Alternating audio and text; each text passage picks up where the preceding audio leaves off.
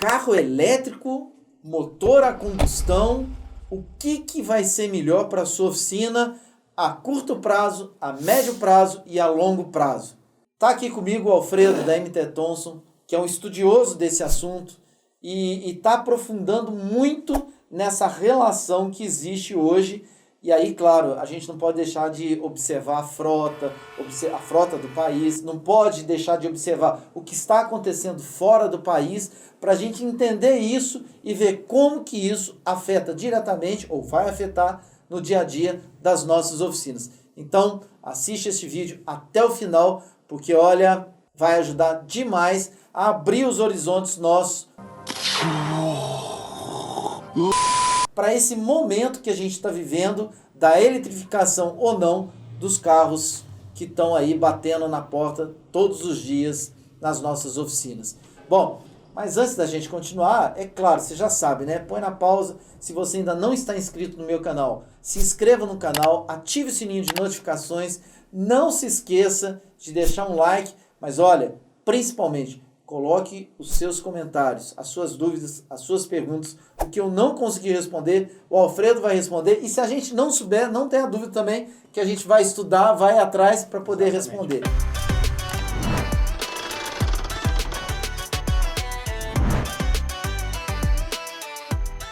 Alfredo, estamos juntos de novo para a gente fechar esse assunto do processo de eletrificação. Vamos lá. Te agradecer mais uma vez por você disponibilizar seu tempo. Não, isso é fundamental que a gente provoque essa conversa. Isso, entendeu? eu acho que é isso, né? Isso. Você usou a palavra certa, não tem a solução né? total, ninguém tem, mas a gente tem, nós como setor, vamos estar afetados sobre isso de alguma maneira.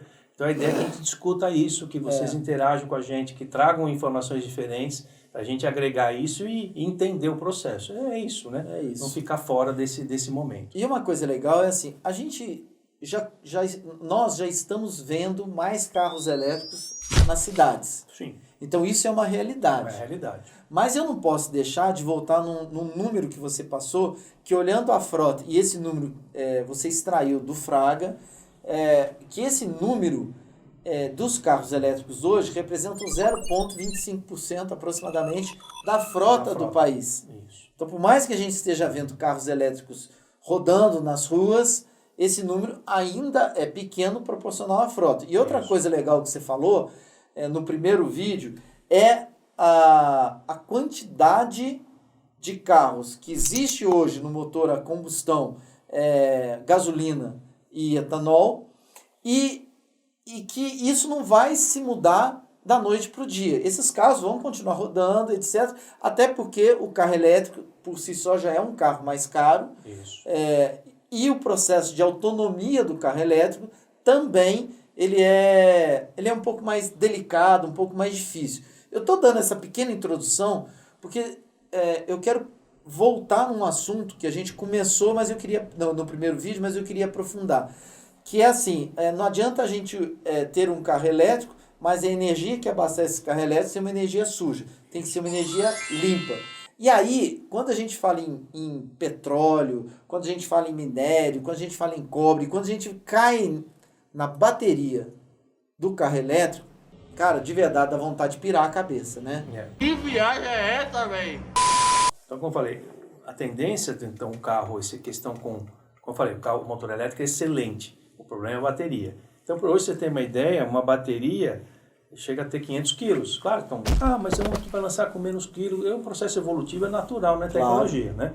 A autonomia também vai aumentar, isso vai acontecer, as baterias vão ficar mais baratas, mas ela, por si só, você imagina que 500 quilos de bateria, mesma coisa, a quantidade de energia que ela gera é 27 quilos de etanol. Olha como é que é? Repete de novo. A mesma quantidade de energia que eu precisaria para mover o carro, 500 quilos de bateria, poder energético, é mesmo que 27 quilos de etanol. E aí você vai andar com um carro com 500 quilos de bateria, como se fosse 8 pessoas andando com você, quase 7 pessoas, 8 pessoas, né, 70 quilos, né? O tempo todo, e você sozinho dentro do carro. É uma coisa meio doida. Uma conta meio maluca, né? Meio maluco, né? Caramba, né? Então, aí que tem eu penso também na divisa do país, né? Como que o país vai se posicionar nisso? Que é a questão de descarbonizar. Pode descarbonizar de outra maneira. Eu posso recuperar as florestas, posso replantar, reflorestamento é outra maneira de você tirar CO2 também. né? Mas isso não é o carro elétrico. Eu falei no finalzinho do último vídeo, só 14% do gás feito estufa, CO2, é, vamos dizer, provocado ou contribuído pelo transporte. Eu digo no transporte é carro, caminhão, avião, trem, todo mundo queima diesel aí, queima gasolina. Então não é só o veículo leve que... Exato. Né? Então, beleza, e não, tem que ser sei lá, da ONU falou, tem que ser bateria. Tá bom, então eu preciso de minério. Níquel, cobre... A gente precisa voltar atrás para saber como que a bateria Como é que eu faço chega, a bateria, né? A bateria É. também não é da além, né? Vou apertar um botão, sai uma bateria. Ufa, que legal, né? Não é assim. Eu vou precisar de minério. Um dos principais é lítio, você tem cobre, você tem níquel e outros metais. E só minerais. metal que não é, assim, em abundância, né? Também não tem abundância, né? O maior jazida de cobre, né? Você pode chamar de jazida, o espaço que tem cobre é no Chile, né? Então, você tem dificuldades também. E aí, para você cavocar uma montanha e tirar o cobre que está naquela montanha, você tira 1 tonelada de cobre, de terra, você só aproveita 1%. Caramba. Aquilo vira cobre. Então, você tira 1 tonelada de terra para tirar 1% é cobre. 1% de E os outros cobre. 99%, Alfredo? Eu jogo em algum canto. Os 99%, se você não tomar cuidado, ele vai poluir o ambiente. Talvez. O que eu vou fazer? Eu estou tirando de uma... Então você vai numa região que tem floresta, você arrampa a floresta, você tira mais árvores, faz um baita de um buraco para aproveitar 1% e o resto vai ficar aquele buraco ali.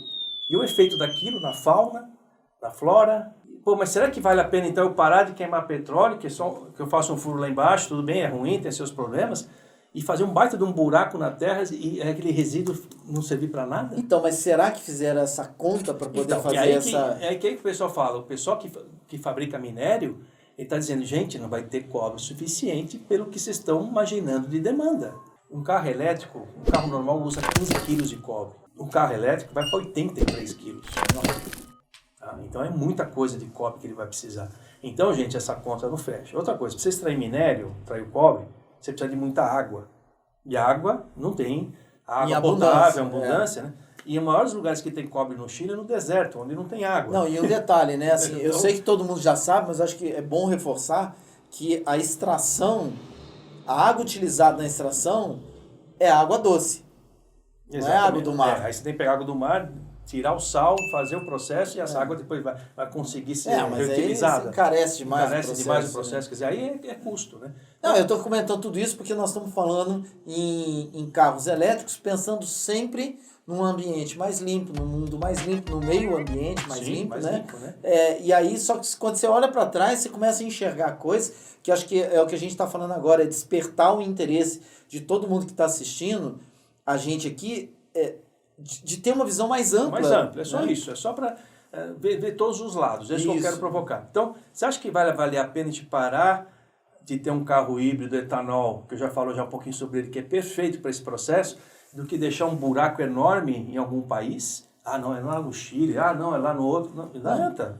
É mundo, do mesmo jeito. Então, o outro você prejudica e você não. Quer dizer, peraí, será que vai valer a pena deixar de manter o fóssil e fazer um outro buraco? E esse balanço? Temos que fazer essa conta, né? Então, esse é um problema. O minério é complicado, não é na noite para o dia e não na quantidade. E é caro. Então, o que vai acontecer? Se esse processo continua, o petróleo fica caro porque ninguém vai investir mais e para você extrair minério também vai ficar mais caro. Não temos dinheiro para botar gasolina. Ô, pobreza miserável que nós estamos, Paulo! Porque não tem. Aí é lei de oferta e procura. Então, não dá para virar a chave do dia para a noite. Verdade. Entendeu? Então, e aí que eu reforcei outra vez, 14% só, a culpa não é do transporte, porque os países, as empresas, para gerar energia elétrica, gerar aquecimento, a indústria, precisa de energia. Então, para você fabricar plástico, você precisa de energia. Para fabricar aço, para fabricar alumínio, amônia, que é fertilizante. Como é que você joga fertilizante para gerar comida? Você precisa de fazer amônia. Amônia você usa muita energia. Então, na cadeia toda, que a gente chama, desde a fabricação até o fim, você tem que fazer essa conta do carbono. Não é só depois que o carro está pronto. Porque você compra um SUV bacanão, legal, elétrico, mas usou mais aço. Como é que foi essa indústria? E aí depois... Mas foi o pré, né? Aí depois algumas ficam no discurso, não, então eu tenho um carro elétrico, mas eu pego um avião e vou passear na Europa. Você usou o avião queimou energia. Você usou um percentual de 14%. O que é isso? é o seguinte, quanto de CO2 por setor? O setor de transporte contribui com 14%. Então, você virar todo o transporte do mundo, desde navio até do motoboy, transformar tudo para elétrico, você só vai diminuir ou interagir em 14% só do CO2. É muito pouco. É muito pouco. É muito para pouco. ser só o vilão. Tudo bem, E aí você está incluindo tudo, avião, navio, trem, tudo queima. Né? Então, você tem uma curiosidade, então, estão estudando um combustível para avião. Você tem uma ideia? Cada tanque de avião vai 22 mil litros. Uma viagem de 1 hora custa 2 mil litros, 3 mil litros de querosene de aviação. Eles falam em quilos, né? Porque são 200 mil voos por dia no mundo. E eles querem fazer um combustível que é a base do resíduo do óleo de cozinha e da banha do animal. Ora, haja batatinha você fritar batata para ter o resíduo do óleo de cozinha para virar combustível de avião. Umas coisas assim de doido, né? Meu, quanto vai custar esse... Exato, então, quanto vai custar isso? Então o avião vai continuar queimando querosene é do petróleo. Ah, mas eu quero viajar, então você quer ver? Então fica em casa, então, né? Então, não faz sentido, né? Então calma, né? Calma. Não vai dar... E o custo disso tudo é a sociedade que vai pagar esse custo. Em impostos, né? Nos valores das coisas mais caras e tudo mais. Então, só para a gente isso aqui não é fim, esse papo, é começo. Exato. Né? O que é o ideal para o Brasil? Vamos voltar para o Brasil, para a nossa região. O que é o modelo? O etanol. Nós temos uma riqueza muito grande que é o etanol. Tá? Que em governos passados caiu em desuso, muita usina fechou, porque era o pré-sal virou a bola da vez. Foi um erro estratégico lá atrás de colocar o petróleo como o principal, que era o pré-sal. O Brasil vai ficar milionário com o pré-sal. E nós deixamos o etanol de lado. Entendeu? Claro que o etanol tem coisa quando é açúcar, quando é mercado mundial, esse é o jogo. Mas o etanol hoje, ele fecha o carbono. Você pode queimar o que for de etanol, como você tem que plantar a cana, o carbono ele se isola. Então você não está gerando lá debaixo da terra um carbono novo. O carbono todo dia, durante a fotossíntese, ele se processa. Então ele fecha o ciclo. Você não está gerando mais CO2. Então qual que é o ideal no Brasil? Mesmo que tendo a margem energética mais limpa, tanto energética como elétrica, mas mais é elétrica, você poderia ter um carro elétrico, mas economicamente não compensa. E outra, você tem uma grande divisa. O melhor país para você fabricar cana é no Brasil. É a melhor planta para você gerar etanol, que você pode fazer da beterraba. Mas a cana é principal. O Brasil é o melhor local para fazer. Você gera 20 toneladas por hectare. E a soja, você gera 3 toneladas. E aí, o Brasil é um grande exportador de soja. Claro, não, e aí, se você for pegar cana e soja, a tecnologia está extremamente presente, né? Pô, sistema, maquinário, né? Trator sem gente, é um negócio aí, todo. Alfredo, aí pegando isso, uma oficina pode fazer, mas o que isso tem a ver comigo, que sou uma oficina aqui? Sim. Né? Então, para mim, tem tudo a ver, que, primeiro, abrindo a visão... Segundo, abrindo a visão para esse assunto que é um assunto geral. Isso. Para a gente contar em casa, no almoço de domingo, entendeu? Segundo, como cidadão, qual a minha preocupação com o futuro do meu neto que está aqui comigo? Sim. Essa é a ideia. Entender sobre esse assunto. Isso. Segundo, eu entender que eu não posso ter um efeito pipoca, de repente ser atropelado por ele. Exatamente. Né? Então eu preciso ir conhecendo, mas ao mesmo tempo entendendo que isso não acontece da noite para o dia e não vai acontecer na minha oficina da noite para o dia. Exatamente. Né?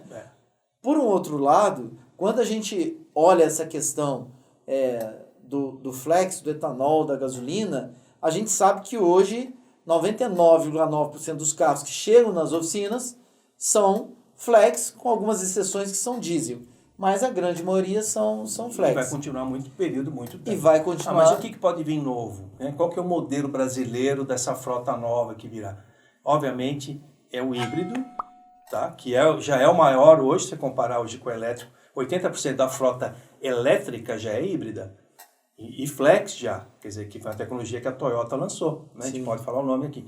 Então, esse é o modelo ideal, porque a cana, agora tem cana de segunda geração, é altamente energética, altamente produtiva, não precisa desmatar nada na floresta para ter mais etanol. A gente vai poder exportar etanol, quer dizer, é uma grande divisa para o país, né? E que você colocar isso ainda um motor, esse motor híbrido, a combustão, que ele é flex, pode chegar um momento de ser só etanol, onde você melhora a taxa de compressão desse motor, você fica mais eficiente, Porque o flex, a taxa de compressão não é nem gasolina nem etanol. Exato. Ele é meio termo. Então você voltaria a ter um carro só puramente etanol híbrido. Aí você tem uma pequena bateria. E quem alimenta a energia na bateria é o próprio motor. Tanto que é engraçado, né? Ele na estrada consome mais do que na cidade, porque na cidade entra mais o motor elétrico. Quando eu preciso de potência, eu preciso do combustão. Entendi. Então é um motor que inverte quando é sempre na estrada que consome menos, né?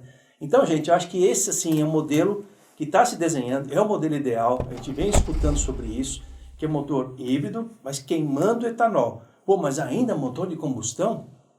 Sim, aí fizeram uma conta, quem que polui mais desse todo? Gasolina, isso por assim, o que é polui no sentido de quantas gramas por quilômetro de CO2 cada um emite. Uhum. E quem emite menos, até menos do que o carro elétrico, considerando toda a produção, desde começar a fazer o carro não é só atrás, considerando o carro dirigindo, não, né? desde de ponta a ponta. Uhum. Quem menos consome ou emite CO2, mais do que o elétrico, é o motor etanol com híbrido. Caramba. Com motor a combustão e motor híbrido, eu poluo menos em relação ao CO2, que é a grande briga, que é a descarbonização, do que o motor puramente elétrico, por causa do começo da produção até o fim. Só assim, um pontinho importante é, se entrar com o etanol híbrido, etanol, a gente não precisa fazer mais nada em relação de infraestrutura. Você não precisa ter ponto de recarga, não precisa ter mais nada.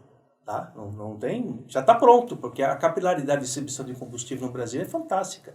Tem posto de gasolina em todo lugar, então você não vai ter perrengue nenhum. E foi o que você falou, né? O híbrido, ele recarrega quando você está dirigindo no combustão. No combustão, ele carrega a bateria, Isso. o desaceleração, que é o CARS, aquele negócio isso. todo. Bateria pequena, então não consome muito cobre. Então é um modelo perfeito. Emite menos CO2 do que o motor elétrico. Então você imagina que legal, não precisa colocar nada na parede.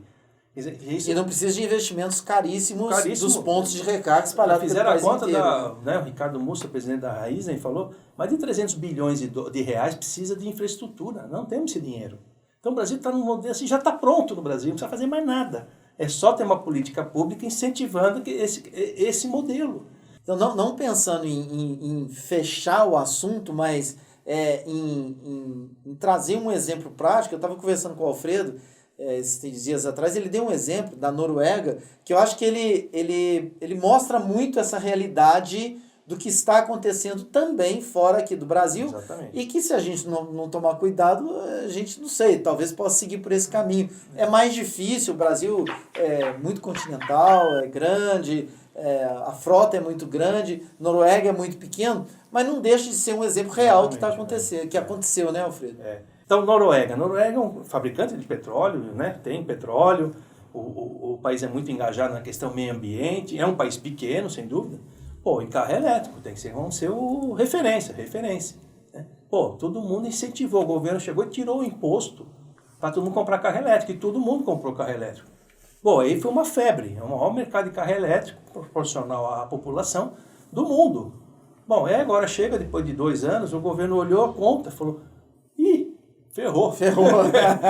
Cadê o dinheiro do imposto? Num país que o imposto é muito alto, para manter toda aquela qualidade de vida, precisa de imposto. Eles pagam muito, mas tem a qualidade de vida. Agora eles vão taxar o carro elétrico, porque não tem dinheiro. Então não adianta você fazer um negócio, não, vamos fazer isso aqui que dá tudo bem. Não olha a consequência dessa ação. Nós temos que olhar o que isso pode impactar no meio ambiente, nas finanças, no bolso, na saúde das pessoas.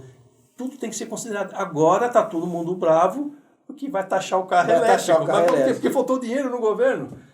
Aí você não faz. Aí, meu filho, onde falta dinheiro, né? Como é que tem aquela. Onde falta dinheiro, ninguém tem razão, né? Tem um ditado, né? Se alguém me ajuda a lembrar isso aí. E foi o que você falou, né? A gente já tem a estrutura pronta aqui, se for pensar no híbrido, né? Não precisa ir muito mais longe do que isso, né? E você tem o motor a combustão, você tem a parte elétrica, e aí sim, você pensar, poxa, esse é o futuro para o país, para todos os sentidos é bom. E minha oficina estaria preparada para um carro híbrido. Show de bola. Tem gente que foi do carburador para injeção e para o híbrido. É rápido. Agora, e o investimento que a oficina vai ter que fazer para atender o carro híbrido é muito menor do que para atender o carro elétrico, né? Exatamente. Até pelos cuidados, por tudo, né? Então, isso aqui, gente, é só começo, é provocando mesmo. Eu recolhi coisas No nosso canal vai ter o vídeo completo também, né? Se você puder assistir lá, e com fontes, né? Então, eu estou provocando esse assunto, gostaria que vocês ouviram alguma coisa diferente, alguém falou, algum especialista, poxa, nós estamos abertos a ouvir e debater com vocês todos. Claro, manda pra gente. Eu tenho certeza que esse assunto, a gente vai voltar nele ou aqui no meu canal de gestão ou no canal da MTE. Então é só você seguir os dois canais. Se você ainda não está inscrito no canal da MTE, vai lá e se inscreva. Ative o sininho de notificações dos dois canais, porque quando a gente soltar um vídeo sobre esse assunto, um vídeo novo, você vai ficar sabendo e vai poder assistir. E o que o Alfredo falou também foi muito legal. Se você tiver dúvida, se você não concorda, se você não entender um pouco do que a gente falou, deixa aqui nos comentários que a gente vai aprofundar no assunto. E se você lê alguma coisa que é muito legal, manda pra gente, porque a gente vai fazer com que isso também, em algum momento, vire um novo vídeo. Vire um novo vídeo e compartilhe com mais pessoas. A ideia é essa, que o conhecimento seja claro, transparente, pra gente entender o que acontece. Né? Alfredo, eu quero fechar isso daqui do mesmo jeito que a gente fechou quando a gente estava falando sobre marketing, né? Se a gente pegar uma agulha e uma linha e costurar tudo que a gente falou, como é que você fecha esse bate-papo nosso, esse assunto que a gente trouxe aqui tão importante sobre eletrificação e descarbonização? Vou fechar com o efeito pipoca. Não deixe isso acontecer. Se você pensar sempre, vou fazer uma pipoca em casa, putz, como é que está acontecendo com o carbono no mundo? Como é que vai ser minha oficina do futuro? Não deixar o efeito pipoca te pegar desprevenido. Né? Se você pensar nisso, e envolve a tua saúde, a saúde dos seus netos, dos seus filhos, o bem para o planeta, tudo é o efeito pipoca. Você não deixa isso acontecer junto aos seus negócios, à sua família, ao seu... Legal. E aí eu quero fechar também trazendo tudo que a gente falou para os processos de gestão. Todo mundo já sabe que eu falo assim, gente, para fazer gestão você tem que fazer ela com regularidade, você precisa tirar um tempinho todos os dias para fazer a gestão acontecer na sua empresa. O que eu quero dizer com isso é que você precisa começar a escutar um pouco mais sobre carros elétricos para não virar um efeito pipoca, mas ao mesmo tempo você precisa olhar o que o Alfredo falou, dar um passo para trás e olhar lá atrás todo o processo de fabricação, como é que chega, o que se gasta e o que se polui, porque às vezes, em alguns momentos, o carro elétrico pode não ser essa fonte tão limpa quanto todo mundo às vezes quer vender para a gente. E ao mesmo tempo, o processo de gestão faz com que eu comece a entender o seguinte, tá bom, o que eu preciso ter na minha oficina se aparecer um carro híbrido? Qual ferramenta? Qual equipamento? Né? Quais os cuidados? E a mesma coisa para o carro elétrico, que a gente sabe, nós estamos falando em 0,25% da frota, que são carros híbridos, elétricos, mas dentro desses elétricos, dentro desses 0,25%, 80% são híbridos, então ainda é um percentual muito grande, mas que uma hora também pode estar batendo na sua oficina. Então a ideia é despertar essa curiosidade, esse interesse, para que você comece a pesquisar um pouco mais. Mas, gente, o motor a combustão ainda tem uma vida... Outro detalhe, mas a matriz do carro, aquele tal carro vai vir só elétrico. Beleza, eu não vou estudar, não vou investir nisso, porque o nicho é pequeno, e não vou atender. Voltamos ao nosso papo sobre marketing, posicionamento. Exato. Vou posicionar. Mas não, peraí, é um nicho que eu gosto, eu entendo de carro. Ótimo, invista nisso, porque você vai ter outro posicionamento. Vou só cuidar de carro elétrico, eu vou só cuidar de carro híbrido. Não tem problema nenhum, é posicionamento. É o que nós falamos. Show de bola. Tá bom? Pessoal, muito feliz de estar aqui com o Alfredo. Alfredo, mais uma vez, cara. Obrigado. Obrigado, viu? Estamos à disposição. Nos encontramos aí nos nossos próximos vídeos. Não deixem de seguir os canais da MTE, site, YouTube, acompanhar os podcasts da MTE, que são sensacionais, e seguirem os canais da Ultracar e o meu canal pessoal. Tchau, pessoal. Obrigado, viu? Tchau. Obrigado.